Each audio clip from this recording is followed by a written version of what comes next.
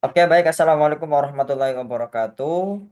Rekan-rekan semuanya, di sini izin memperkenalkan diri. Kami dari kelompok 3 Praktikum Bengkel Internet of Things, akan mempresentasikan praktikum modul 1, yang mana disusun oleh saya sendiri Gustiawan dengan NIM 2311201001. Kemudian Wafda Borotina Jati dengan NIM 2311201006, dan Neng Tika Rantika dengan NIM 2311201013. Nah, baik. Yang pertama, di sini kami menjelaskan terkait dengan konsep dasar IoT atau Internet of Things, bahwa IoT sendiri adalah sistem yang mana perangkat itu terhubung dari internet dan saling berkomunikasi internet ke internet. Nah, ada 3 elemen IoT di sini. Yang pertama adalah ada perangkat IoT atau sensor dan aktuator untuk pengumpulan data. Yang kedua, jaringan IoT, yaitu berupa media komunikasi antar perangkat. Dan yang ketiga adalah platform IoT, sistem pemrosesan dan analisis data. Jadi, di dalam perancangan IoT harus ada 3 elemen utama ini, seperti itu. Nah, kemudian memasuki yang pertama ada sensor dan aktuator. Ini 2 hal yang berbeda, yang mana sensor sendiri adalah untuk mendeteksi perubahan lingkungan. Di sini ada contohnya sensor suhu, sensor kelembaban, sensor cahaya, sensor tekanan, sensor gerakan, dan sensor-sensor yang lainnya. Nah, yang kedua adalah aktuator. Aktuator adalah mengubah sinyal listrik menjadi aksi fisik. Nah, kalau tadi sensor adalah mendeteksi perubahan lingkungan, kalau aktuator mengubah sinyal listrik menjadi aksi fisik. Nah, contohnya ada motor, ada katup otomatis. Nah, sensor berperan sebagai pengumpul data. Nah, kemudian aktuator adalah alat eksekusi yang mengubah sinyal menjadi aksi nyata. Jadi 2 hal yang berbeda tapi saling berkesinambungan. Seperti itu. Selanjutnya akan dilanjutkan oleh rekan kita saudari Wafda. Kemudian di sini ada teknologi komunikasi IoT dan keamanan. Yang pertama, teknologi komunikasi IoT.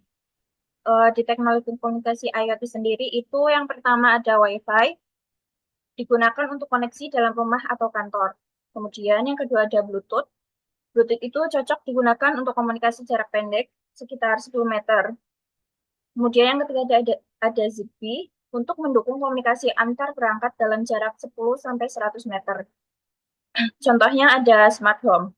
Kemudian LoRaWAN ada teknologi komunikasi jarak jauh, yaitu cocok untuk smart city atau smart agriculture.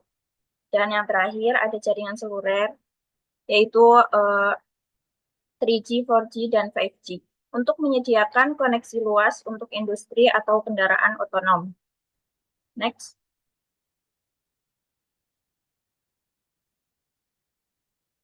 Kemudian di sini ada keamanan IoT.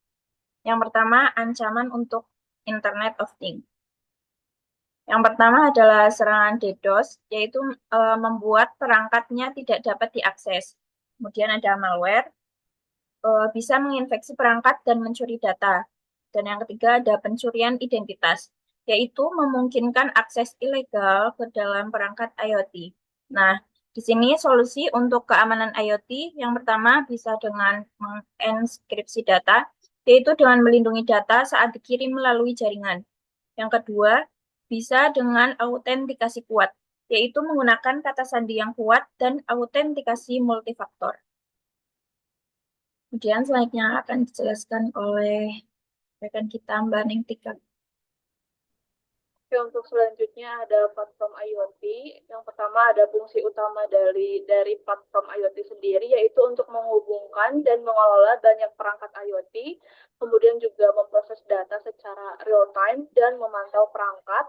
Kemudian juga fungsi dari utamanya itu ada mengintegrasikan data dari perangkat lain atau ponsel, komputer, kemudian juga menghasilkan laporan, prediksi dan analisis keamanan. Kemudian juga ada contoh platformnya. Yang pertama itu ada AWS IoT atau Amazon Web Service. Kemudian ada Microsoft Azure IoT. Kemudian ada IBM Watson IoT dan Google Cloud IoT. Next. Oke, itu berkaitan dengan praktikum kita pada modul pertama, bahwa pada intinya adalah IoT itu adalah sistem otomatisasi yang mana itu yang sangkut pautnya adalah antara internet dan internet, komunikasi lewat internet, ataupun menggunakan media-media yang lainnya. Yang pastinya ini adalah sistem otomatisasi yang mana harus terstruktur bahwa dan juga keamanan juga harus bisa terkendali dengan baik seperti itu. Terima kasih dari kelompok 3. Semoga bisa bermanfaat dan semoga bisa untuk dipelajari bersama untuk kita semuanya. Dari saya sekian. Wassalamualaikum warahmatullahi wabarakatuh.